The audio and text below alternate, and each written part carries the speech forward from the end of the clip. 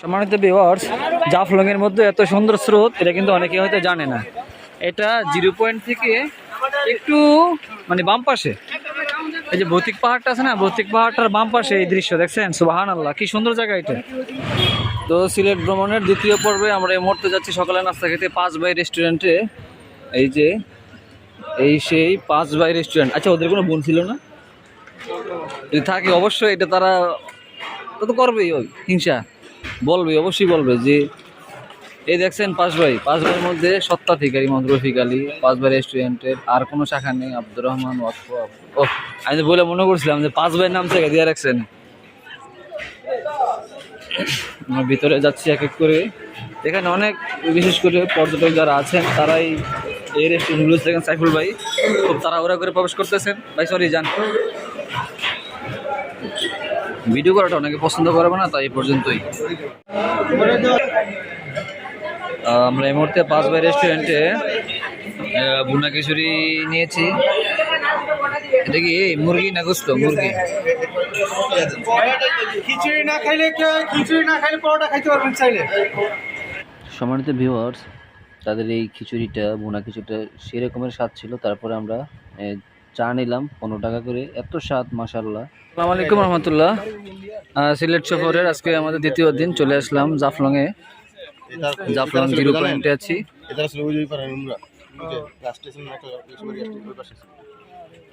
একে একে আপনাদেরকে আরো সামনে গিয়ে দেখাবো। জাফলং এর একটা স্পেশাল হচ্ছে যে ভৌতিক পাহাড়। এই হালকা হালকা আসছে, আর পরে আসবে, কাছে গিয়ে স্পষ্ট দেখাবো ইনশাআল্লাহ।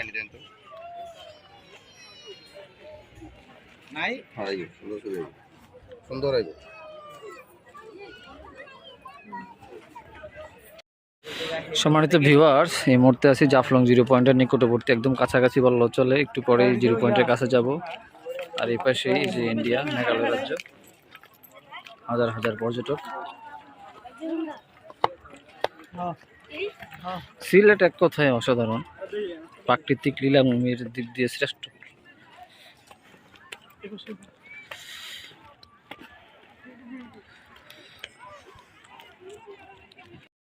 তো সম্মানিত ভিউয়ার্স, আমরা এক এক করে হাঁটি হাঁটি পাবা করে জাফলং 0 পয়েন্টের নিকটবর্তী প্রায় হয়েই গেলাম বললেও চলে, বা কাছাকাছি আছি। জাফলংয়ের একটা পুরাতন সৌন্দর্য হলো যে ভৌতিক পাহাড়টা, পাথরের সেই ভৌতিক পাহাড়টা এখনো আমি এখানে এর আগে একবার আসছিলাম 2017-তে।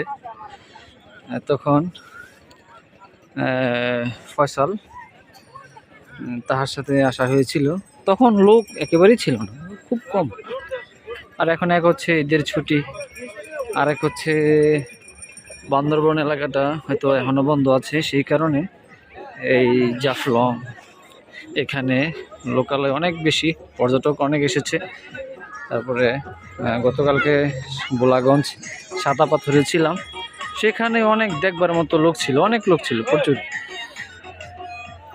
আর এই যে মেঘালয় রাজ্যটা খুবই সুন্দর। জাফলং 0 পয়েন্ট থেকে স্বাগতম।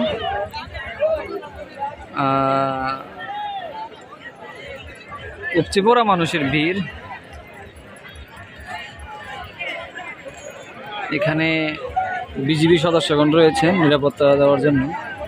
অনেকে ভুল করে ওদিক দিয়ে ইন্ডিয়ার ভিতরে চলে যায়। আসলে এটা খুব এদিকে কাছাকাছি বোঝা অনেক কঠিন। আপনি কি ইন্ডিয়াতে দাঁড়িয়ে আছেন না বাংলাদেশে আছেন? আমাদের তো ভিউয়ার্স, এই জাফলংয়ে এসে এবার যেটা দেখলাম, যেখানে পানিতে চড়ার পলিথিন নৌকা, কি বলে নামটা আমার জানা নাই, দেখছেন? আমাদের তো ভিউয়ার্স, জাফলং এর মধ্যে এত সুন্দর স্রোত এটা কিন্তু অনেকে হয়তো জানে না।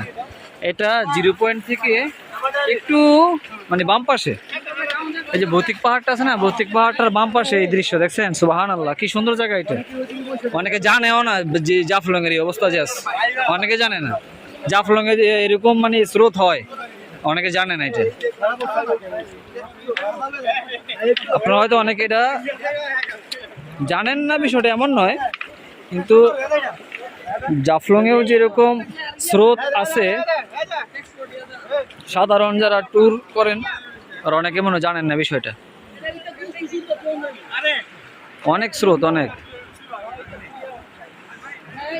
সম্মানিত ভিউয়ার্স, সালাম আলাইকুম। দেখছেন আমাদের এই বাংলাদেশের জাফলংয়ের এই দৃশ্যটা কত সুন্দর। এখানে জাফলংয়ে আসলে অবশ্যই একটু মানে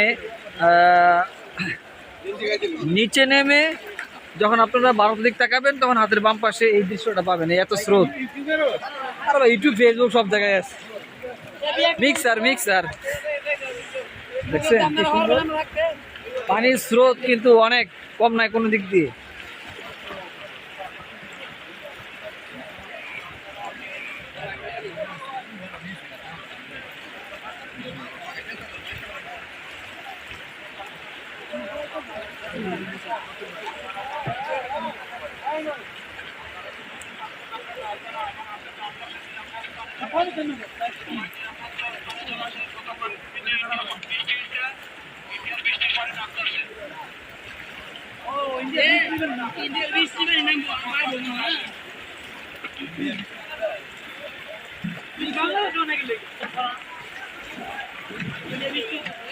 এখানে টুরিস্ট পুলিশরা অবহিত করলেন যে ইন্ডিয়া বৃষ্টি হচ্ছে এই মুহূর্তে এখানে যে বৃষ্টি পানি নামবে, তার মানে স্রোত একটু বাড়বে। তো এখানে যারা আছেন তারা বলতেছে যে ইন্ডিয়া বৃষ্টি হচ্ছে, এখানে হচ্ছে না কেন। দেখেন সম্ভবত সূরা লোকমানের আয়াতরা ওয়ায়ুনাজিলুল গাইস, বৃষ্টি কখন কিভাবে হবে কোথায় হবে সেটা কিন্তু আল্লাহ ছাড়া কেউ জানে না। দেখছেন টুরিস্ট পুলিশটা আমাদেরকে অবহিত করছে যে বৃষ্টি হচ্ছে ইন্ডিয়াতে, এই মানে ওই পাশে, কিন্তু এখানে নেই। সূরা লোকমানের শেষের আয়াত এটা, যে ইন্নাল্লাহ ইনদাহু ইলমুস সাআ, 5টা বিষয় এটার জ্ঞান আল্লাহ ছাড়া কেউ জানে না, কারো কাছে নেই। এর মধ্যে হচ্ছে যে ইলমুস সাআ, কিয়ামত কখন হবে, কিভাবে সংঘটিত হবে, ওই নাজিলুল গাইস, বৃষ্টি কখন কিভাবে হবে, কোথায় হবে, ও কি পরিমাণ হবে, বিস্তারিত অনেক। ওয়ালাহু মাহফিল আরহাম, মায়ের গর্ভে কি আছে, ছেলে না মেয়ে না অন্য কিছু, এটাও কেউ আল্লাহ ছাড়া কেউ জানে না।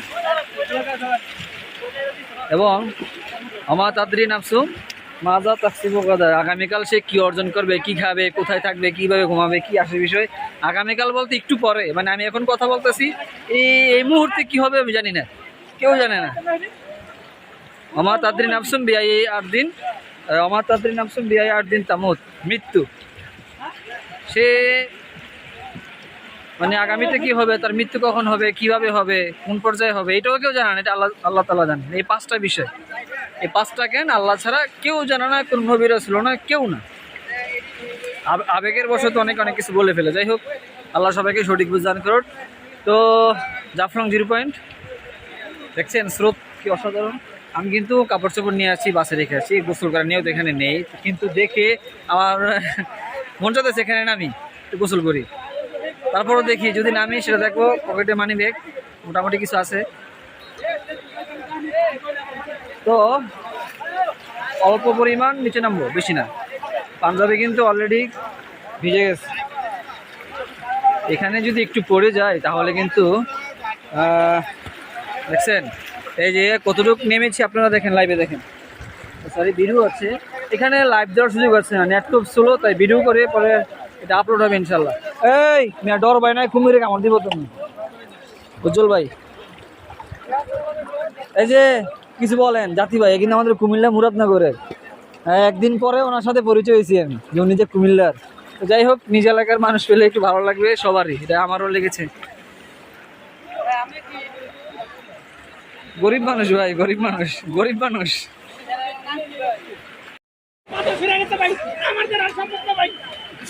আরেকটা দেন।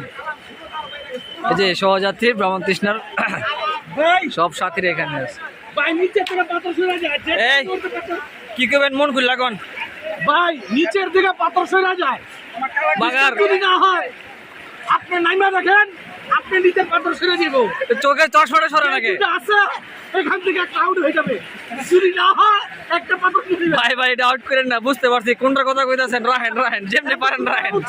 এই যে দেখেন একটা পাওয়া গেছে, মাশাআল্লাহ। আচ্ছা, আমাদের আব্দুর রহমান খান সাহেব ভাই যা বলে তাই ভালো লাগে। বলেন কি কইবেন কোন? এই বলার আছে, এই দেখেন এই আমাদের আব্দুর রহমান খান সাহেব ভাইকে যে দেখবে তে হাসবে এবং সেটা অনেক আনন্দ দিবে। আলহামদুলিল্লাহ, ওই এক কথায় কই পয়সা উসুল। পয়সা উসুল মানে পোষাইছে, পোষাইছে, যা দিয়ে আসছেন একদম মন মন ভরে গেছে। মন ভরে গেছে। আমাদের এবার যে সহযাত্রী ভ্রমণ তৃষ্ণার সাথে যে আমরা যে প্যাকেজে যেই রেটে আসছিলাম, তো রেট যেমন ছিল অবিশ্বাস্য।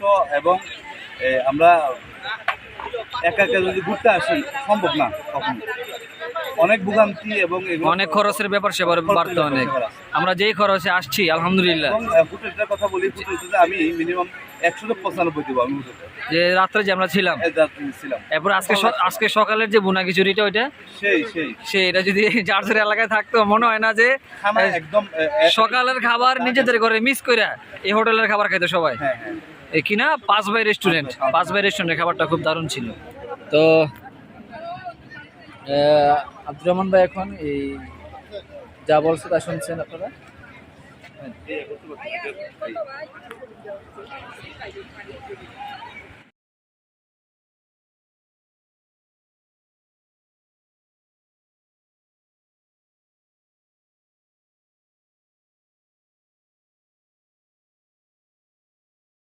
সম্মানিত ভিউয়ার্স, সিলেট ট্যুরের দ্বিতীয় পর্বে এই মুহূর্তে আছি আমরা লালাখালে।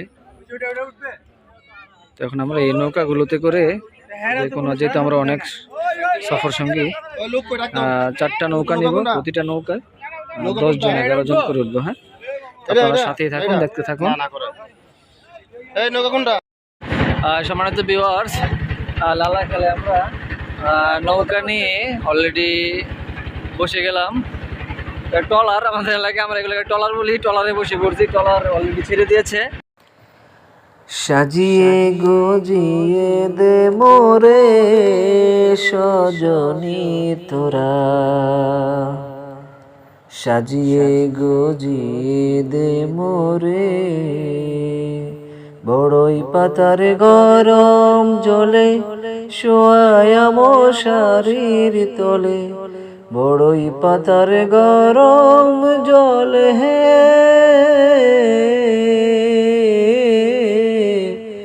বড়ই পাতার। আমাদের সহযাত্রীর যে টিমের মধ্যে আজকে সিলেট ট্যুর প্ল্যানে যে কজন ছিল 45 জনের সদস্য নিয়ে আমরা সিলেটে আসা আজকে দ্বিতীয় দিন। আমাদের ট্যুর প্ল্যান ছিল 3 রাত 2 দিন, ভিআইপি মানের বাস যাওয়া আসা এবং রুতবা হোটেল। রুতবা হোটেল সম্পর্কে অনেকে জানা আছে, ভালো মানের একটা হোটেল ছিল আমাদের এক রাত্রির জন্য থাকার জন্য। তো আজকে আমরা এই মুহূর্তে যাচ্ছি লালাখালে। যে আমাদের সহযাত্রীর সদস্যদের মধ্যে অনেক আসলে সহযাত্রীর একটা স্পেশাল বিষয় হলো এখানে বেশিরভাগই আলেম ওলামা থাকেন, শিক্ষিতরা এখানে সফর করেন, বেশিরভাগই আলেম ওলামা থাকেন। তো এখানে যারা আছেন সবাই আলেম ওলামা এবং এই আলেম ওলামাদেরকে ভালোবাসেন, পছন্দ করেন, তারাই কিন্তু সহযাত্রীর মধ্যে সফর করে থাকেন। এই আমাদের সাথেও কিন্তু এই যে হাফেজ তালহা ভাই আলেম, আরও আছে আরে আব্দুর রহমান খান সাহেব ভাই, এই যে আব্দুর রহমান খান সাহেব ভাই, তাকে আমরা ওটাতে যাওয়ার ইয়ে ছিল কিন্তু ওটাতে যাওয়া হয় নাই আমার। যাক, ভালো হয়েছে। আমার কাছে যে আবহানী ভাই আছে আমাদের সাথে, সামনে আছে সাইফুল ভাই। লালাখালের সৌন্দর্য আমরা উপভোগ করতেছি। আসলে মোবাইলে অতটা ওরকম আসে না। এইটার একটা এই পানির একটা বিশেষত্ব হলো এই পানির নীল থাকে। আর এখন যেটা আছে এটা হচ্ছে আপনার এক ধরনের যে ডিজেলের যে কালার আছে, এই ডিজেলের কালারের মতো, মানে অন্যরকম এক সৌন্দর্য এই পানির।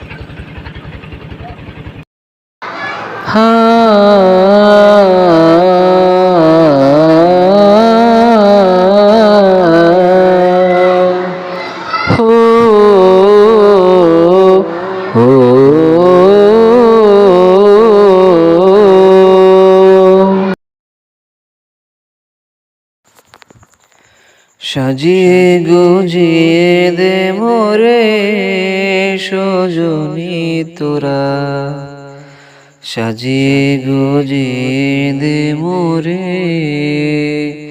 সাজিয়ে গুজিয়ে দে মোরে সজনী তোরা।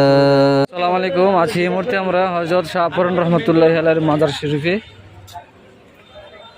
আমরা এক এক করে একটু উপরের দিকে যাব। কি কি লেখা আছে দেখি। গদ্দিঘর, নিয়াজ, নজর, মানত, শিরিনি, টাকা পয়সা ইত্যাদি।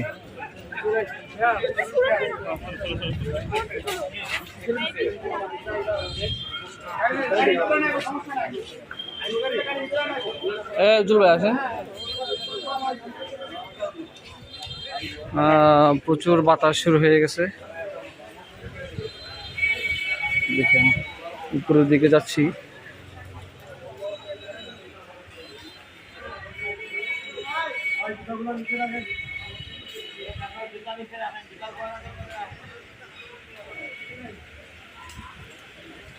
জামে মসজিদ, হযরত শাহপরান রহমতুল্লাহি আলাইহি মাদার শরীফ জামে মসজিদ। মসজিদে প্রবেশের পূর্বে মোবাইল ফোন বন্ধ রাখুন। নামে গেলেন যে শেষ। এই যে আমরা মাজার ভিতরে চলে যাচ্ছি।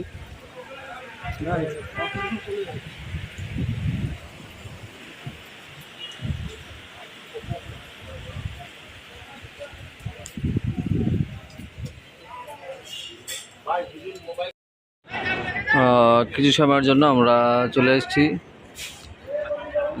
বলতে এখন রাত্র প্রায় 3টা 15 মিনিট। এই মুহূর্তে কিছুক্ষণ পূর্বে আমাদের বাস এখানে থামিয়েছে জান্নাত রেস্টুরেন্ট অ্যান্ড রিসোর্ট। এটা হচ্ছে ভৈরব, ব্রাহ্মণবাড়িয়া। তো আজকে আমাদের সিলেট দ্বিতীয় পর্বের শেষ সময়।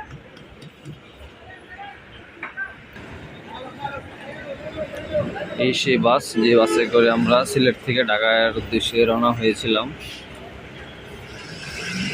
অনেক গতিতে বাস টেনেছে। আমরা বাসে উঠবো।